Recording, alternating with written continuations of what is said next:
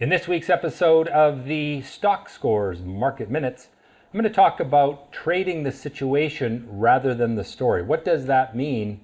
Well, if you are active in the market, it's a very important concept, so don't miss that. Plus, I'll do my regular weekly market analysis, figure out if the market is more likely to head up or down in the next little while. And then finally, the day trade of the week on BHG.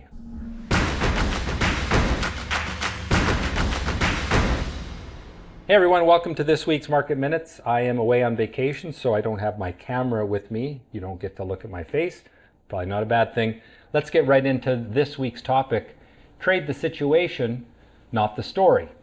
Now, hot stocks are typically driven by an exciting story. We've seen many of these stocks in the last little while, particularly stocks that have a low float of shares outstanding in the market, stocks that can move from $1 to $5. These are these exciting story stocks, and it's the story that's the catalyst for the stock to move up quickly. Well, that's great. That's why you want to watch it. However, traders should be focused on trading situations rather than the story. And this will make more sense when I show you on a chart in just a moment. You see, the best trades are those that have a higher reward potential than the risk. And it's not just a matter of the reward potential for the risk, but also the probability of hitting the reward versus the probability of hitting the risk. It really comes down to understanding expected value. If you have a 70% chance of making $2 and a 30% chance of losing $1, then that is a trade that has a positive expected value. If you have a trade where you have a 40% chance of making $10 and a 60% chance of losing $2, that's also a positive expected value trade. And even though the probability of success isn't that high, the potential for total profitability is very good because the upside, the reward, is much better than the risk. Now, as I said, this makes a little bit more sense when I show you on a chart, so let's do that now. So this is a stock that was quite hot on Friday, one of these big movers. Stock basically doubled through the day on Friday. And let's just talk about a few possible entries. We could enter here. Whoops. We could enter, let me try that again. We could enter here, or we could enter here. Either way, we are trading the same story, right? The only difference is that those entries are a few hours apart. The difference, however, is that entering here means that you're buying there and you can put your stop right there, because we always like to put our stop at the low point before the break higher. If I buy here, my stop has got to be way down there. Now notice what happens. This stock ultimately topped out there. So on trade number 2, the reward is this much and the risk was this much. You can see that proportionately they're quite close. But look at this one. Here is the risk down to our stop loss point, and the reward is considerable.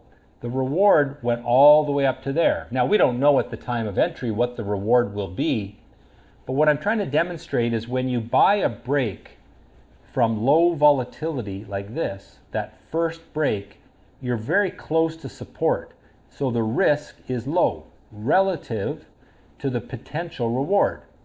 When you buy a stock that's running for a while, now the upside potential, the reward, is smaller than the risk, and therefore the situation isn't great. Even though it's the same company, the same story, the only difference is that the situation is different. The reward for risk trade-off is weaker.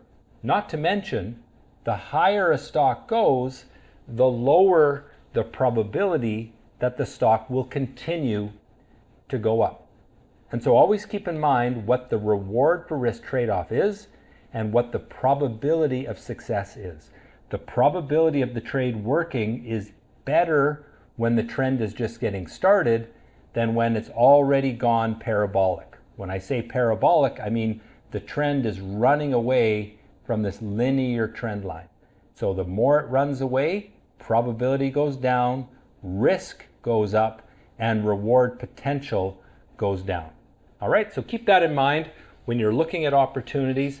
Think about not the story, but think about what is the reward potential for the risk I have to take.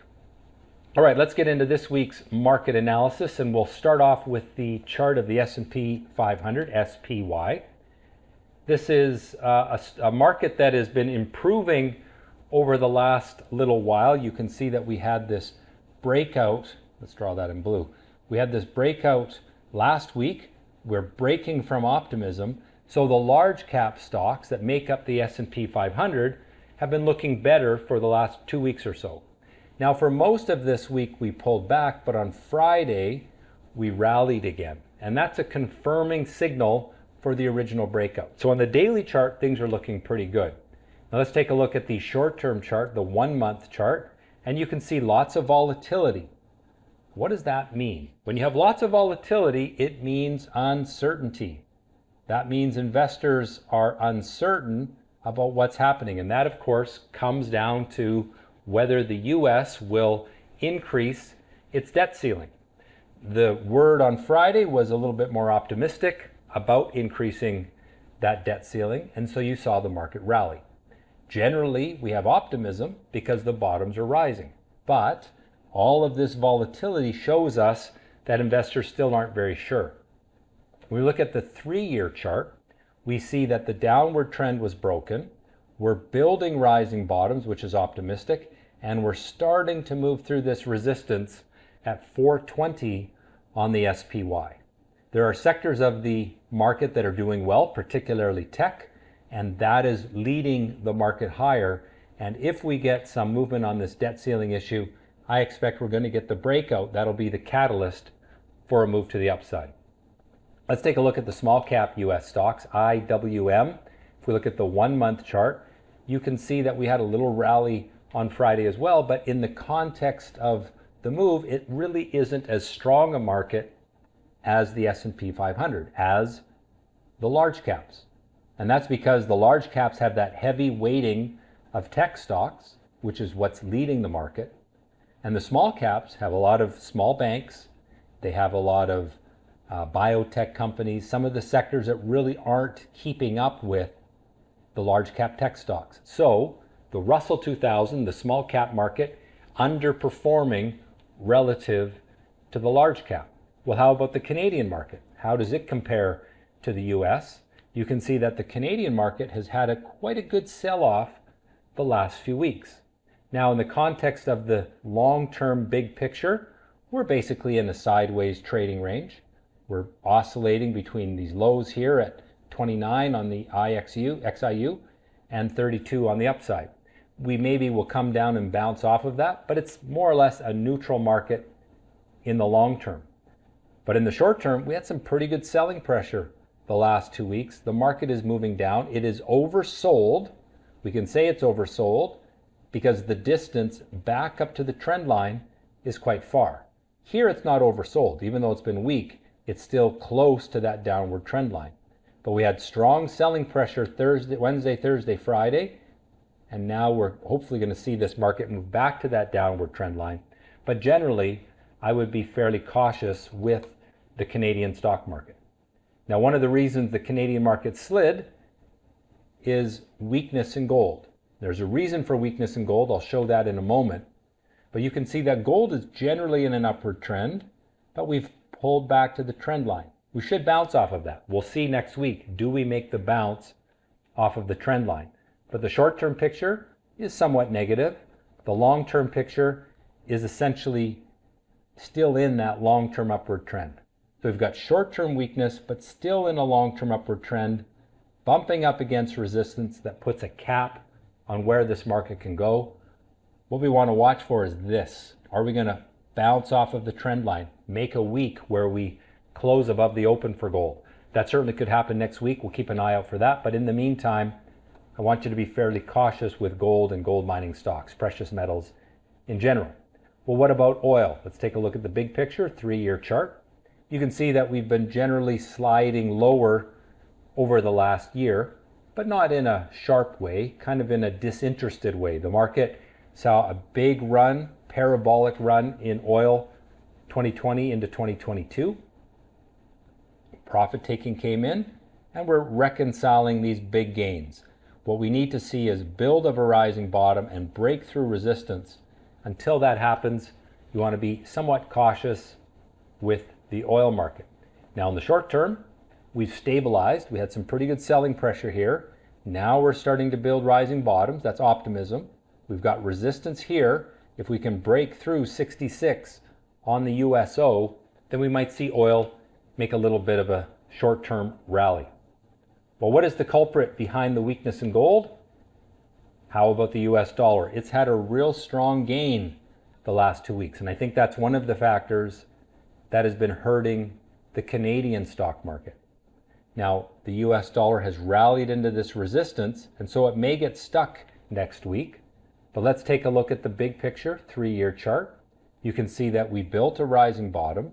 We've basically held this upward trend line. We had dipped below it a little bit for a couple of weeks, but now we've rebounded.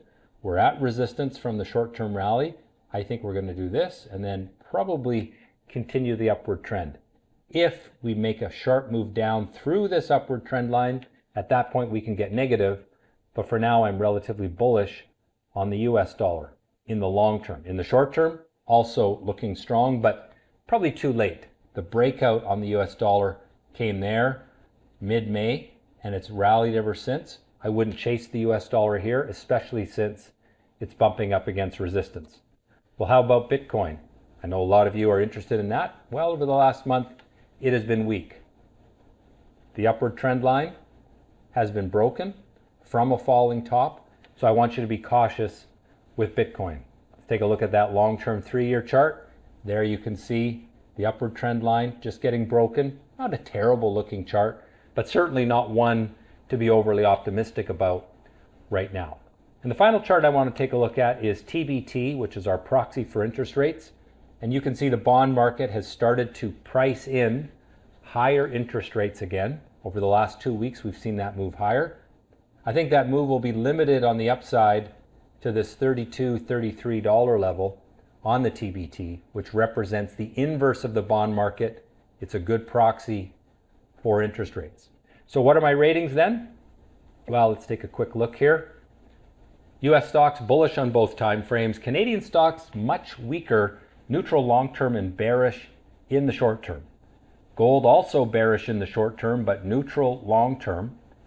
I've put oil at neutral on both time frames, long and short term neutral. US dollar bullish on both time frames. Bitcoin neutral in the long term, bearish in the short term, and interest rates neutral in the long term, but bullish in the short term.